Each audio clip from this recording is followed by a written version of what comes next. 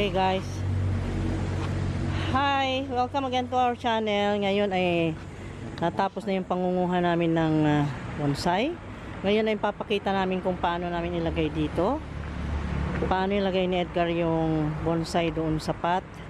At may ginawa siyang DIY na pot, cement DIY pot, round pot for bonsai, like that.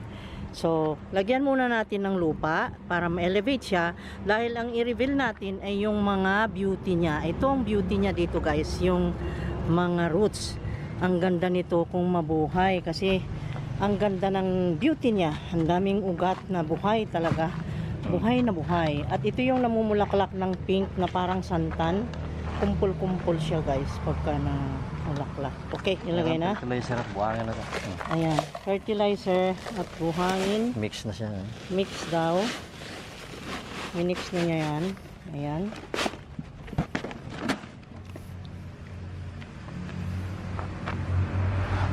Decompose yung fertilizer niya guys. At, teka. Bunso.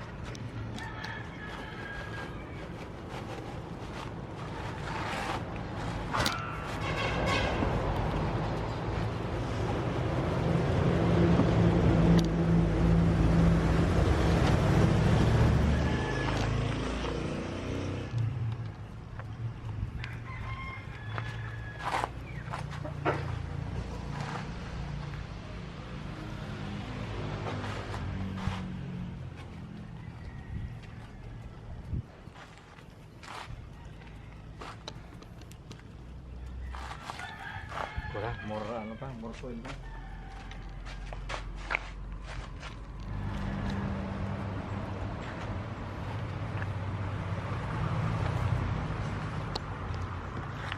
Ayan. Ayan, para tama na yan. Tama na yan. Tapos, yun yung kanyang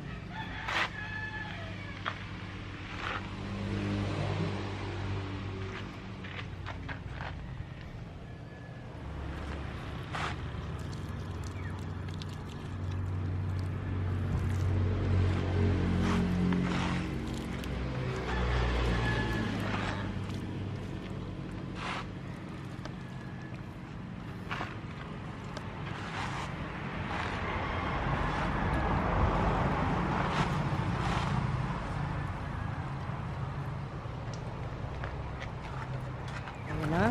So, diniligan, abundant water, and then cover it with plastic. Okay. Coveran lang ng plastic yan guys. And then, transfer natin yan sa shady na lugar para sa ganun ay malamig. Para sa ganun makatubo siyang maayos. Okay.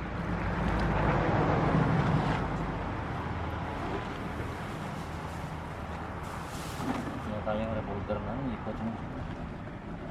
Ba't may niikot? Para makita yung beauty ko na. Ganda ng beauty niya, oh. Ganda ng ugat niya, kitang-kita na. Na-reveal na. Okay. Kubera na ng plastic. Ba't di kaya yata nag one piece? Na, umayang magugas ako ng kamay na. Yan. Yan na ng cover, ganyan. Yan lang. Para yan ang parang nursery niya. Siya ringit na siya. Yan. Okay na yan, parang matabunan lang. Yan. Tapos ilagay natin sa shady na lugar nang sa ganon ay mapatubo nating maayos guys.